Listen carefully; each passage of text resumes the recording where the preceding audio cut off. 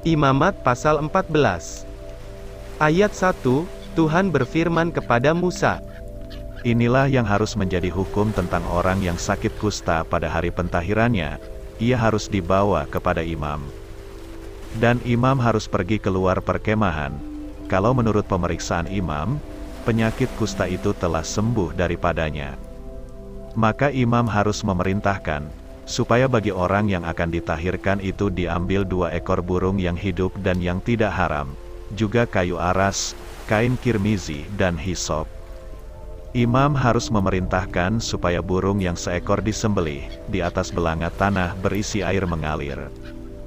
Tetapi burung yang masih hidup, haruslah diambilnya bersama-sama dengan kayu aras, kain kirmizi dan hisop, lalu bersama-sama dengan burung itu semuanya harus dicelupkannya ke dalam darah burung yang sudah disembelih di atas air mengalir itu.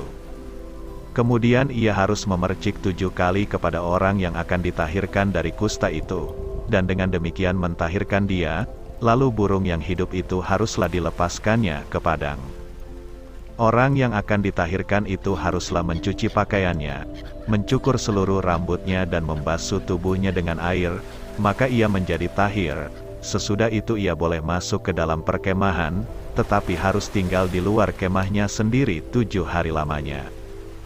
Maka pada hari yang ke-7 ia harus mencukur seluruh rambutnya, rambut kepala, janggut, alis, bahkan segala bulunya harus dicukur, pakaiannya dicuci, dan tubuhnya dibasuh dengan air, maka ia menjadi tahir.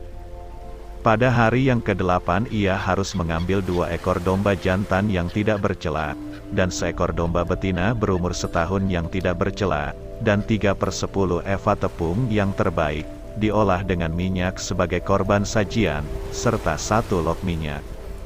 Imam yang melakukan pentahiran itu, harus menempatkan orang yang akan ditahirkan bersama-sama dengan persembahannya di hadapan Tuhan, di depan pintu kemah pertemuan. Dan ia harus mengambil domba jantan yang 1 ekor, dan mempersembahkannya sebagai tebusan salah bersama-sama dengan minyak yang 1 log itu, dan ia harus mempersembahkannya sebagai persembahan unjukan di hadapan Tuhan. Domba jantan itu harus disembelihnya di tempat orang menyembelih korban penghapus dosa dan korban bakaran, di tempat kudus, karena korban penebus salah, begitu juga korban penghapus dosa, adalah bagian imam, itulah bagian maha kudus. Imam harus mengambil sedikit dari darah tebusan salah itu, dan harus membubuhnya pada cuping telinga kanan dari orang yang akan ditahirkan, dan pada ibu jari tangan kanan dan pada ibu jari kaki kanannya. Imam harus mengambil sedikit dari minyak yang 1 log itu, dan menuangnya ke telapak tangan kiri imam sendiri. Ia harus mencelupkan jari kanannya ke dalam minyak yang di telapak tangan kirinya itu, dan sedikit dari minyak itu haruslah dipercikkannya dengan jarinya 7 kali di hadapan Tuhan. Dari minyak selebihnya imam harus membubuh sedikit pada cuping telinga kanan orang itu, pada ibu jari tangan kanannya dan pada ibu jari kaki kanannya, di tempat mana darah tebusan salah dibubuhkan. Dan apa yang tinggal dari minyak itu haruslah dibubuhnya pada kepala orang yang akan ditahirkan. Dengan demikian imam mengadakan pendamaian bagi orang itu di hadapan Tuhan. Imam harus mempersembahkan korban penghapus dosa, dan dengan demikian mengadakan pendamaian bagi orang yang akan ditahirkan dari kenajisannya, dan sesudah itu ia harus menyembelih korban bakaran. Kemudian imam harus mempersembahkan korban bakaran dan korban sajian di atas mezbah. Dengan demikian imam mengadakan pendamaian bagi orang itu, maka ia menjadi tahir. Tetapi jikalau orang itu miskin dan tidak mampu, ia harus mengambil domba jantan 1 ekor saja sebagai tebusan salah untuk persembahan unjukan, supaya diadakan pendamaian bagi orang itu. Juga 1/10 eva tepung yang terbaik diolah dengan minyak untuk korban sajian, dan 1 log minyak. Dan lagi 2 ekor burung tekukur, atau 2 ekor burung merpati sekadar kemampuannya, yang 1 ekor harus menjadi korban penghapus dosa, dan yang 1 ekor lagi menjadi korban bakaran. Pada hari yang ke-8 ia harus membawa semuanya untuk pentahirannya kepada imam, ke depan pintu kemah pertemuan di hadapan Tuhan. Kemudian imam harus mengambil domba tebusan salah dan minyak yang 1 log itu. Lalu imam harus mempersembahkan semuanya sebagai persembahan unjukan di hadapan Tuhan. Ia harus menyembelih domba tebusan salah, dan imam harus mengambil sedikit dari darah tebusan salah itu, dan membubuhnya pada cuping telinga kanan orang itu, dan pada ibu jari tangan kanan dan ibu jari kaki kanannya. Dan imam harus menuang sedikit dari minyak itu ke telapak tangan kirinya sendiri. Lalu sedikit dari minyak itu haruslah dipercikkan oleh imam dengan jari kanannya 7 kali di hadapan Tuhan. Kemudian imam harus membubuh sedikit dari minyak itu, pada cuping telinga kanan dari orang yang akan ditahirkan, pada ibu jari tangan kanannya dan pada ibu jari kaki kanannya, di tempat mana dibubuhi darah tebusan salah itu. Dan minyak selebihnya haruslah dibubuhnya pada kepala orang yang akan ditahirkan, supaya diadakan pendamaian bagi orang itu di hadapan Tuhan. Lalu ia harus mempersembahkan seekor dari kedua burung tekukur atau anak burung merpati, yang dibawa orang itu sekadar kemampuannya. Yang seekor sebagai korban penghapus dosa, dan yang seekor lagi sebagai korban bakaran, di samping korban sajian. Dengan demikian imam mengadakan pendamaian bagi orang yang akan ditahirkan di hadapan Tuhan. Itulah hukum tentang pentahiran seorang yang kena kusta yang tidak mampu.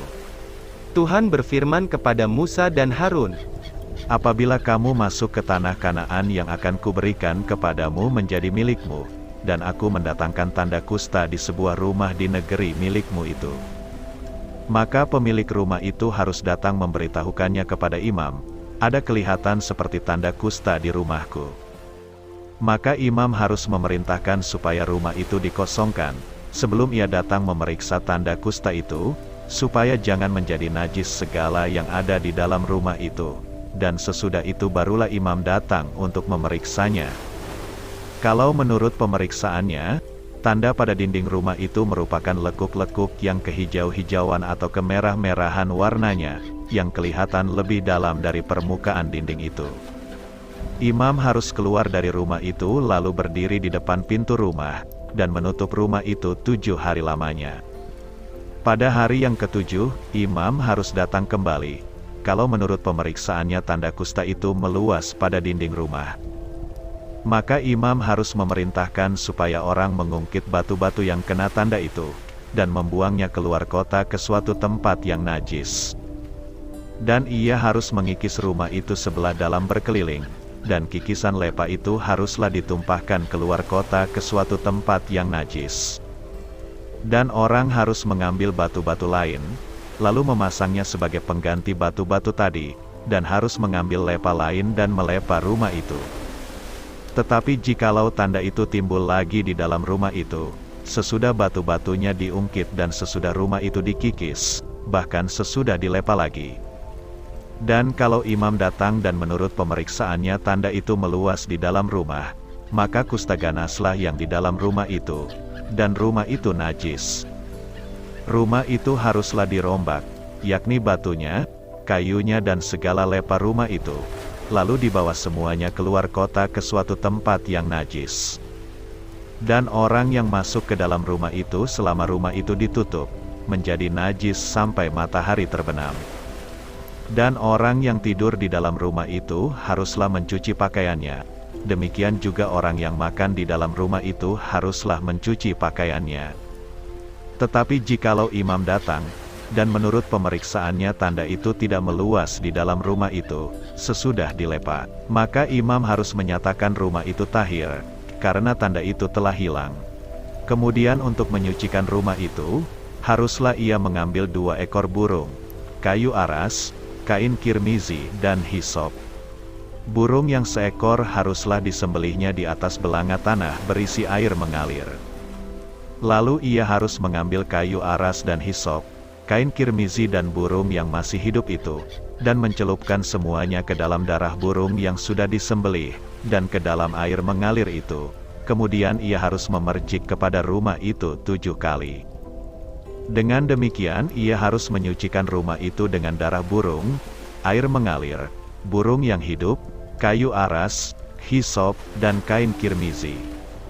Dan burung yang hidup itu harus dilepaskannya keluar kota ke padang. Dengan demikian ia mengadakan pendamaian bagi rumah itu, maka rumah itu menjadi tahir. Itulah hukum tentang setiap penyakit kusta, kudis kepala. Tentang kusta pada pakaian dan rumah. Tentang bengkak, bintil-bintil dan panau. Untuk memberi petunjuk dalam hal najis atau dalam hal tahir. Itulah hukum tentang kusta.